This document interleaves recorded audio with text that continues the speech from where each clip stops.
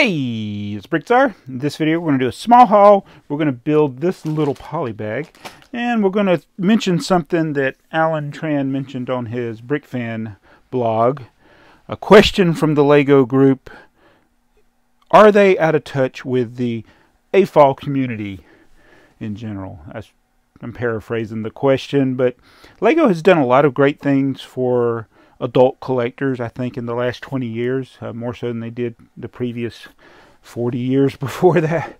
But one of the things that's great about what LEGO has done is they've made Star Wars sets.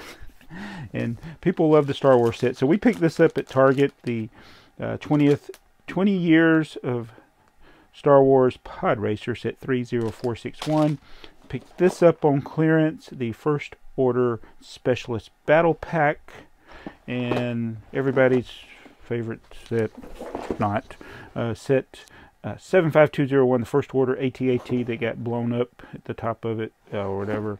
But it has Captain Phasma, so I got this set. It still wasn't that great a price, $28. So I'm going to build this, and you tell me in the comments below as I build this, what do you think? How has LEGO done? And I like I said, they've done a lot of good things, but do you think they're out of touch today in 2019 with the AFOL community? They have scaled back a lot of things and saving costs. That's why we don't have a Kevin Hinkle working anymore for LEGO. They've let go of a lot of employees. They've discontinued things that some people may not even have cared about. Others probably really liked, like the monthly model builds. I never was able to go to those. That was always a source of frustration for me, not being able to go, but I was glad that they had those. Now, Star Wars has been great, but from what I've heard from other people, I was not able to participate in the VIP black card with the Millennium Falcon. But I heard that was a sore subject with a lot of people. That's what Alan mentioned in his blog. The promotions that came with that were rather lame and not comparable to someone being an early adopter on a $800 set, which I still haven't bought another one yet. So what do you think about that? Was that a fail? I think it was. And when I saw what gifts they got, it was kind of lame. I mean, the gifts in themselves, okay, that's nice. They would have been nice free promotions with purchase, but I think as far as a VIP promotion, they were quite bad.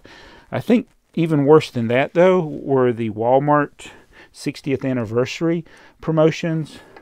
I think LEGO in general failed with the 60th anniversary. Did I say 20th? I don't know. The 60th anniversary promotions, especially the ones with Walmart, those were very disappointing. I mean, again, those would have been fine with purchase, but those $20 sets was kind of a ripoff.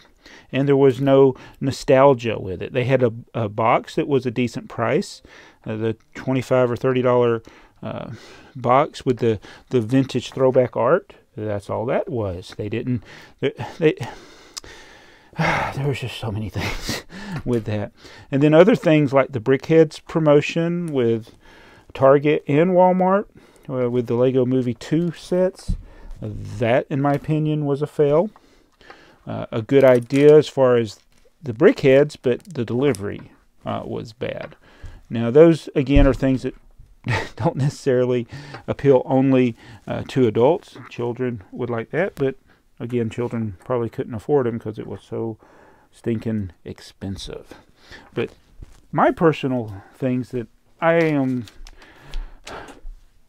wishing LEGO would do, and I don't think they will ever do, but is with the their lack of interest in making train sets. Now, we did get a couple of new trains last year.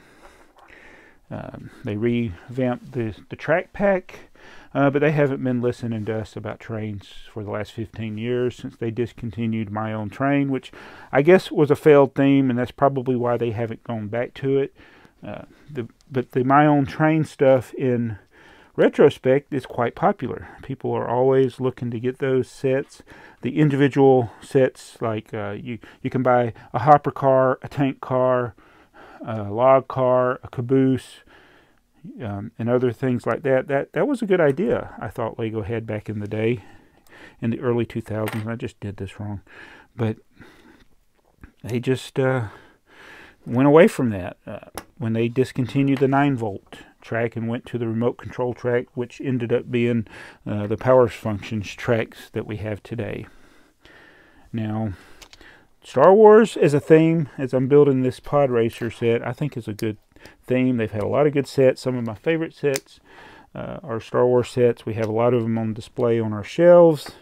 I really love the big sets, and I think the bigger models do appeal to the adults. So that is a win. That is good. I'm not against Lego trying to go green and reduce things. I know if you go in the stores today, they're discontinuing the plastic bags. You know, whatever. They're, you know, trying to be more green so I can carry my stuff out. I'm not buying a bag, though, I can tell you that. I don't have. I may bring a bag in, bring a garbage bag in, bring my own plastic garbage bag into the store. But again, that's not necessarily an AFOL thing, that's an environmental thing, so you can't really fault them for that. But I just, you know, someone who's not ever going to be a Lego ambassador, I don't know what all goes on the Lego Ambassador Network, but hold on, I'm trying to concentrate as I build. I know they had a lot of people that applied for it last year and couldn't get it. They had more applications than they could process. I think Lego has done a very poor job of representing the online community. I think they don't realize how much the online community boosts their sales. Now there have been ones that have received sets. I've received sets not from Lego, but from other companies like Lego Education. I've received them from Warner Brothers and fans, basically. But that's not what I'm talking about, that they should be sending free sets to me or to anybody. I'm doing this all wrong. Hold on a minute. It's that's a good source of looking at what people are talking about. What are they talking about in the comments section? Why is Bricktsar breaking this? You know, that type of stuff. I think I get a lot of feedback from people about things that I show. Of course, a lot of the stuff that I show is discontinued items, so it doesn't really help Lego. But I do wish they would do more throwbacks, like they did. You know, they did the Taj Mahal, but okay. But I would like to see more throwbacks to even older stuff. But again, I think they're considering their market, and maybe the kids of today won't like those types of things, so that's probably why they don't do it. But I know people would want a cafe corner that appeals to the adults. If you were to re-release some of the modulars, those would sell like hotcakes. I think they would actually sell better than the Taj Mahal. The Taj Mahal is kind of like, I don't know what the appeal of that set is, unless you just like a lot of white pieces. But I think something like a modular, a cafe corner, a green grocer, they would bring those back. Bring back some of the large vehicle model team sets. Hold on. Yeah, this polybag wasn't worth $4. Put a minifigure in it. That'd appeal to me. You know, bring back something like that. Make more of the large scale minifigures like this. Make them different characters. How about this, Lego? Here's an idea for you that I know, and AFOLs have already done it. They've used the basis of this one and built their own characters.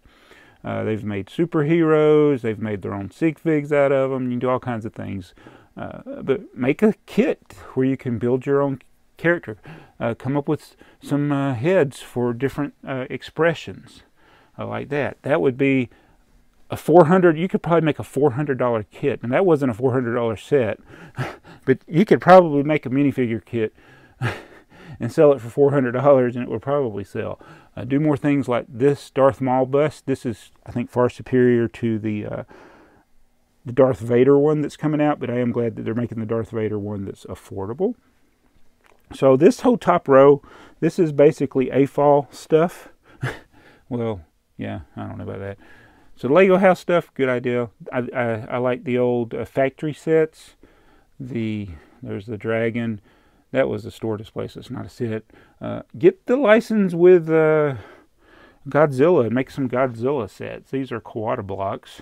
These, I think they're doing good with the cars they've been making. Completely fine with that. That's why they're on display. That's a good job, Lego. Tumbler was a good set. I would love to see a Batmobile, though, that's that scale, that size. Again, these are on the shelf because they're cool sets. I did like the Lego Ideas Tron sets. I'm hoping we get some more licensed themes allowed with those Lego Idea sets. Bring back Castle. Bring back Classic Castle. That's another thing they can do. There may be reasons that they're not doing it, but these are just some of the things on my wall. But the thing that I would want more than anything would be train kits. This is from an instructions that I bought from Brick Model Railroader. This is actually an 8 wide train. Lego makes theirs only 6 wide.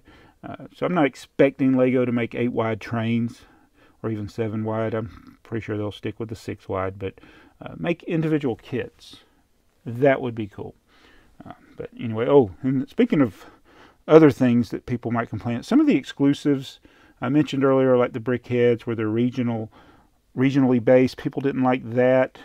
I'm okay with things like this. Here, this is something I brick linked together and used aftermarket stickers. It's one of the Lego Inside Tour sets. I am completely fine with Lego making exclusive sets that you can only get through the Lego Inside Tour.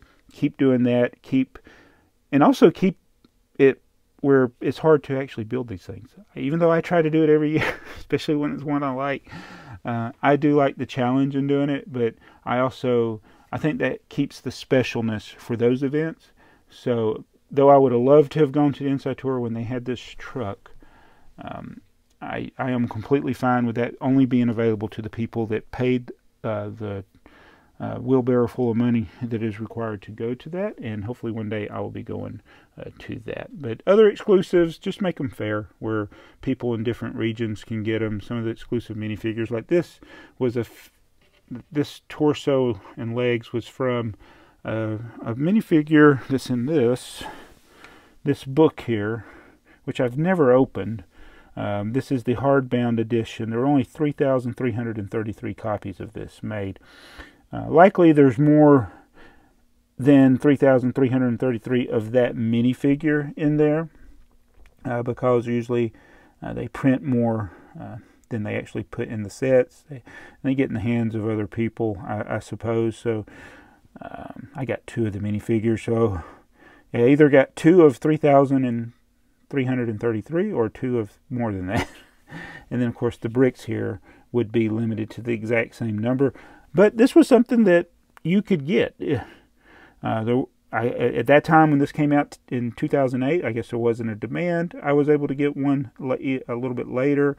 Didn't have to pay a whole lot for it, but it was okay. Oh, these are from the Benny Squad. That set flew off the shelves when it was first put into stores. They need to do more sets like that with classic space. That's why those things were selling like crazy. And I'm going to see how they do. Every time I go to a store now, I do see the packs. I was disappointed because I was trying to get up to 10 boxes of it. I do have the 10 boxes of that set now. Those are all Bricktsars, by the way. That's not what comes in the set. I just converted them to all Bricktsars. But that was a good set. And I think a lot of AFOLs like that. Oh, and there's my wall of weird minifigures, rare minifigures. But anyway, that's all I got to say about that. That's just a look at some of the things on my wall. But that's, tell me what your thoughts on it. And this was probably somebody's going to look at this and go, a 15-minute video, or 17, whatever it ends up being, for a 58-piece set. What is wrong with Bricktsar? I don't know, but I got my own bricks that say Czar on them. That's pretty cool. Can you see that? Subscribe. You'll find out more.